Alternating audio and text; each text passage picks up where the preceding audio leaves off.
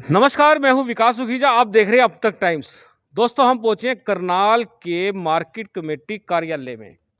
आपको मालूम है गेहूं का सीजन चल रहा है और पिछले 2 दिनों से गेहूं की खरीद बंद है।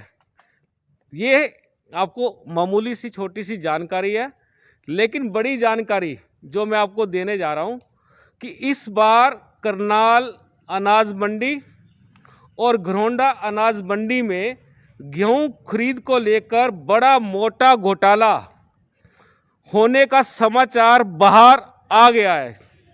और आपको बता देते हैं कि करनाल में या हो घरौंडा में जब भी सीजन आता है, धान का सीजन आए तो धान खरीद का जो घोटाला होना स्वाभाविक है। लेकिन दोस्तों, गेहूं खरीद में घोटाला हो जाए ये अपने आप में बड़ी बात है, क्योंकि इस कार्यालय में यदि घोटाला ना हो तो ये कार्यालय चल ही नहीं सकता। दोस्तों, बहुत बड़ी खबर आपको देने जा रहा हूं। मैं चाहूंगा इस खबर को साथ के साथ लाइक और शेयर कर दें, क्योंकि गेहूं खरीद में बहुत बड़ा घोटाला सामने आया है। आपको बता देता हूं, हमारे पास जो जानकारी आई है उस जानकारी के मुताबिक लगभग 3.5 से लेकर 4 लाख गेहूं के कट्टों का घोटाला बताया जा रहा है। और इस मामले के अंदर जैसे ही ये मामला सरकार के संज्ञान में आया तो हरियाणा सरकार ने करनाल मार्केट कमेटी के सचिव, ये कार्यालय है मार्केट कमेटी का, यहाँ के सचिव है सुरेंद्र सिंह, और घरौंडा मंडी के सचिव जिनका नाम है चंद्र प्रकाश, इन दोनों को तुरंत प्रभाव से इन दोनों मंडियों से हटाकर मुख्यालय पंचकूला में तलब कर लिया है। इन दोनों अधिकारियों की वहां पर ज्वाइनिंग देर रात को हो चुकी है। यह ताज़ा घटनाक्रम जो मैं आपको दे रहा हूं, इस खबर को साथ के साथ लाइक और शेयर कर लें। और आपको बताता हूं इस पूरे मामले की जांच इन मंडियों के जो जेडे हैं, जेडे बता देता हूं, नगर निगम करनाल के ज्वाइंट कमिश्नर गगनदीप सिंह को जेडे बनाया गया है और उनको इन घोटालों की जांच सौंप दी है। दोस्तों, हमने जो इस घोटालों के जो 2 आरोपी हैं, करनाल अनाज मंडी के सेक्रेटरी और घरौंडा मंडी के सेक्रेटरी, दोनों से बात की है। दोनों ने ही उन पर लगे आरोपों का खंडन कर दिया है। उनका कहना है किसी भी तरह का कोई भी घोटाला नहीं हुआ है। मैं आपको बता दूं, करनाल मार्केट कमेटी के जो सेक्रेटरी हैं सुरेंद्र सिंह, हमने उनसे बात की। उन्होंने कहा कि मेरी ज्वाइनिंग हो चुकी है पंचकूला में, लेकिन जिस तरह के आरोप लगाए गए हैं वो टोटली निराधार हैं। इस तरह का जो घोटाला बताया जा रहा है वो हुआ ही नहीं है। तर्क दिया है सुरेंद्र सिंह ने कि टोटली जितने भी मंडी के गेट हैं सब पर सीसीटीवी कैमरे लगे हुए हैं और बिना सीसीटीवी कैमरे के कोई भी ट्राली ट्रक कुछ भी गेहूं से लदा हुआ मंडी में आ ही नहीं सकता। ये कहना है करनाल मार्केट कमेटी के सचिव का। और अब आपको बताता हूं घरौंडा के जो सचिव हैं उनका क्या कहना है। चंद्र प्रकाश सेक्रेटरी हैं घरौंडा मंडी के, हमने उनसे बात की है। उनका कहना है कि मेरी मंडी में जो आवक आता था गेहूं का वो पहले से काफ़ी कम है, नंबर 1 बात। नंबर 2 बात, उनका कहना है किसी भी तरह का कोई भी घोटाला नहीं हुआ है। नंबर 3, उनका कहना है कि उनके कार्य से, अब ये ध्यान से सुनना, घरौंडा मंडी के सेक्रेटरी के कार्य से वहाँ के आड़ती, समझ गए, आड़ती जिनका मुख्य रोल इससे संबंधित है, ये भी आपको बताऊंगा, वो भी खुश थे। मंडी के मजदूर वगैरह सब खुश थे, उनका काम संतोषजनक था। उनका दावा है किसी भी तरह का कोई भी घोटाला हो ही नहीं सकता। अब सोचने की बात है, सरकार का दिमाग क्या खराब हो गया? जो सरकार इस मामले की जांच कर रही है, जिन लोगों ने शिकायत दी है, सरकार को सूचना दी है, क्या वो लोग पागल हो गए थे? दोस्तों, हमारे पास इंफॉर्मेशन जो आई है लगभग 3.5 से 4 लाख कट्टे गेहूं की इनलीगल तरीके से परचेजिंग होना, गेट पास कटे बगैर या फर्जी गेट पासों के आधार पर इसकी खरीद हो जाना, इसमें मोटा मार्जिन इधर से उधर बिना सेटिंग के हो ही नहीं सकता।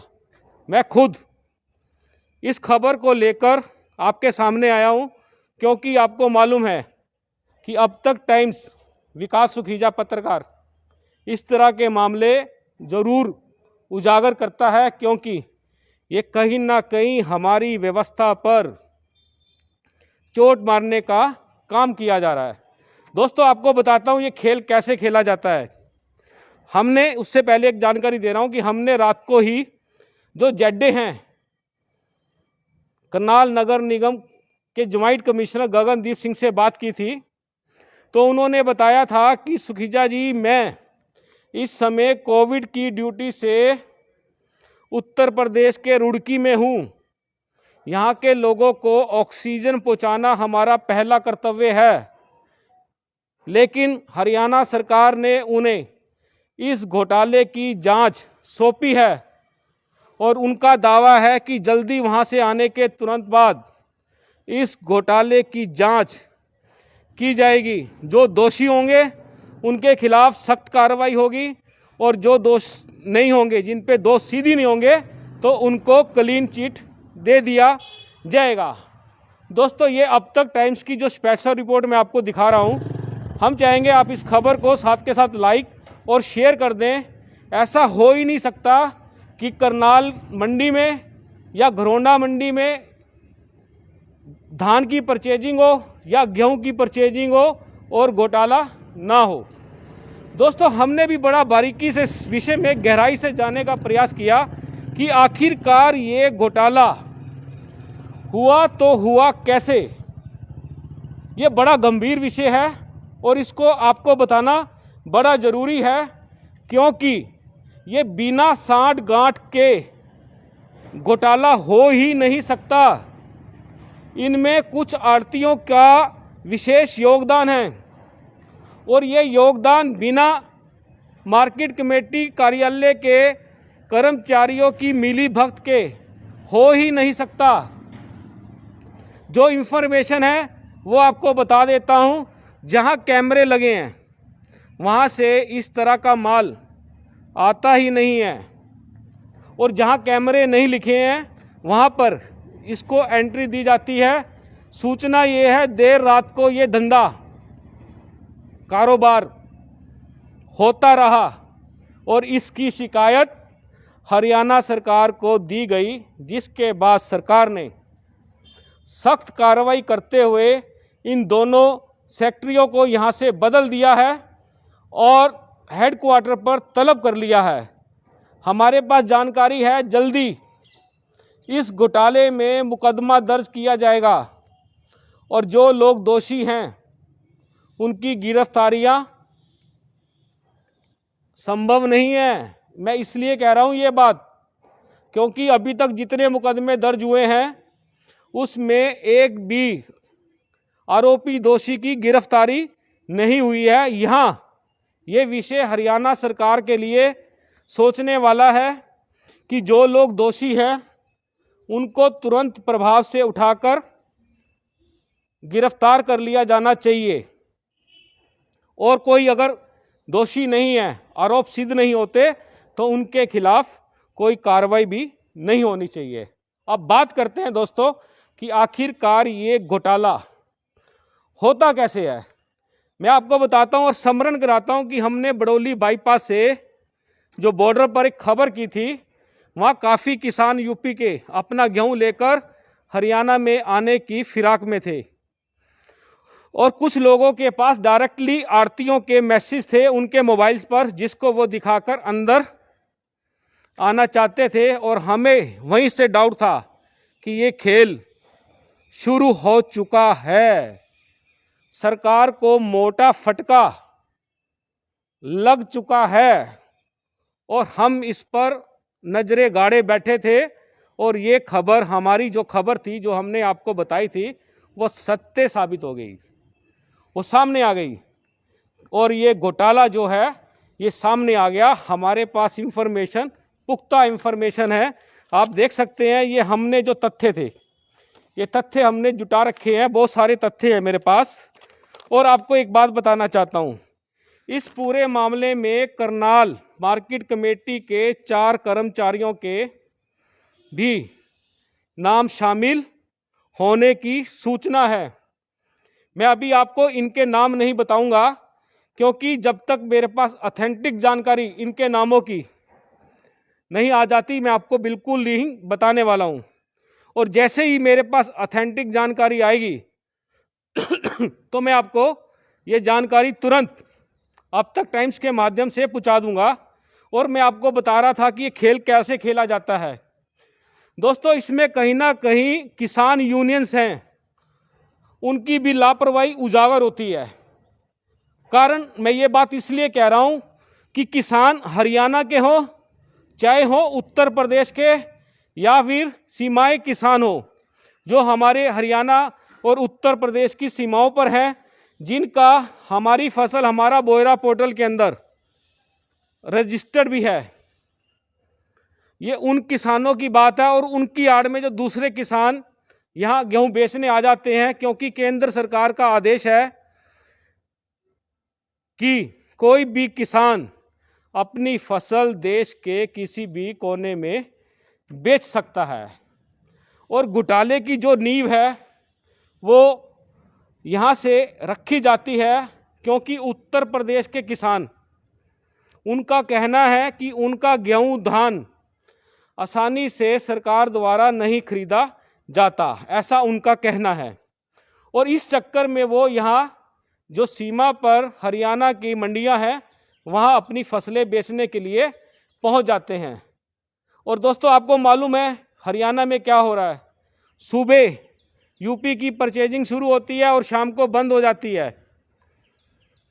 शाम को शुरू होती है, सुबह बंद हो जाती है। मतलब कि जो ये झोल है, झोल इस घोटाले का होल है। क्योंकि किसान जब उत्तर प्रदेश से सीमा से यहाँ मंडी में अपना फसल बेचने आता है तो उसका दिमाग परेशान हो जाता है। आरोप है, ना यहाँ खाने की व्यवस्था है, ना पीने की व्यवस्था है, ना रुकने की व्यवस्था है, और माल बिक जाए तो ये गनीमत है। दोस्तों, यहीं से ये खेल शुरू हो जाता है। और इन किसानों का माल 200 से 300 रुपये प्रति क्विंटल के हिसाब से कम में खरीदा जाता है, और फर्जी गेट पासों के आधार पर इनको बेच दिया जाता है। यदि हम कैलकुलेशन करें कि लगभग 350 से लेकर 400 कट्टे गेहूं के, अर्थात कम से कम 2 लाख क्विंटल गेहूं और 300 रुपये प्रति क्विंटल मार्जिन, आप हिसाब लगाना, करोड़ों रुपए का मुनाफा मिली बग से अंदर हो जाता है। किसान लूट जाता है। और किसान का साथ ये जो किसान यूनियन के लोग हैं वो भी नहीं देते। ऐसे आरोप लग रहे हैं। ऑथेंटिक जानकारी मैं आपको दे रहा हूं। हालांकि भारतीय किसान यूनियन किसानों की मांगों को लेकर तत्पर रहती है। किसान की समस्या मिलते ही ये लोग अच्छे से उठाते हैं। लेकिन जिस तरह से ये घोटाला हो गया, इससे आप अंदाजा लगा सकते हैं कि भारतीय किसान यूनियन को इस घोटाले को लेकर झंडा गाड़ देना चाहिए था। किन लोगों ने ये घोटाला किया, कैसे किया, क्यों किया, कितना माल बटोरा, इसकी जांच होनी चाहिए पूरी की पूरी। दोस्तों, ये मैं आपको मार्केट कमेटी करनाल की सबसे बड़ी खबर दे रहा हूं। और हम चाहेंगे कि आप इस खबर को साथ के साथ लाइक और शेयर करें। और मैंने आपको इसके अंदर जिन पर आरोप है उनके भी पक्ष बताए हैं। मेरे पास इनकी बातचीत की पूरी रिकॉर्डिंग्स हैं, जो मेरी इनसे बातचीत हुई है। क्योंकि हम लोग कभी भी किसी घोटाले को तब तक घोटाला नहीं कहेंगे जब तक वो सिद्ध नहीं हो जाता। ये टोटली आरोप हैं। और इन आरोपों के आधार पर हरियाणा सरकार ने मामले की जांच बिठा दी है, दोनों सेक्रेटरियों को यहाँ से बदल दिया है और पूरा मामला इस समय मार्केट कमेटी में चर्चा का विषय बना हुआ है। और जो लोग सस्पेक्टेड हैं, जिन पर इन घोटालों की गाज गिर सकती है, वो लोग गायब हो गए हैं। दोस्तों, इस खबर को लाइक और शेयर के साथ कमेंट्स कर देना, क्योंकि ये मामले जो हैं कहीं ना कहीं आपकी पूंजी पर, हमारी पूंजी पर, देश पर कुठारा घात पहुंचाती हैं। और काली भेड़ें हैं जो वो माल बटोरने पे लगी हैं। मैं आपको पूरा अपडेट इस घोटाले से संबंधित देता रहूंगा और जिन लोगों को क्लीन चिट मिलेगी वो भी आपको दिखाऊंगा। आप बने रहना मेरे साथ। आप देख रहे हैं अब तक टाइम्स। मैं हूं विकास सुखीजा। नमस्कार, जय हिंद, जय भारत।